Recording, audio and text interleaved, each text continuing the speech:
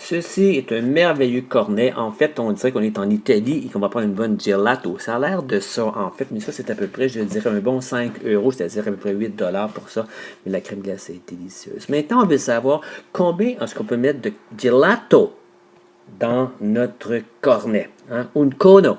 Combien de gelato on peut mettre juste à l'intérieur. Fait qu'on va, pour ce faire, on va la remettre pour les besoins de la cause. On va le mettre comme ceci ici. Hein? On peut voir, ça donne, on va se servir de ceci, de notre petit graphique ici.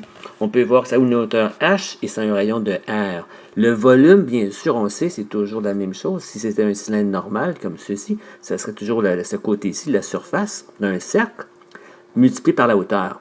Mais c'est pas au complet.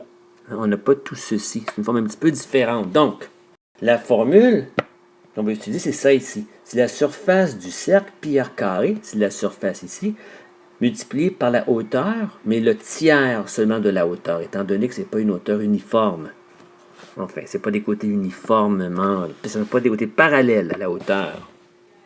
Et on peut voir, n'est-ce pas, ici, pi r carré, c'est la surface du cercle ici. Et h sur 3, eh bien, c'est la hauteur, mais c'est le tiers seulement de la hauteur. Merci.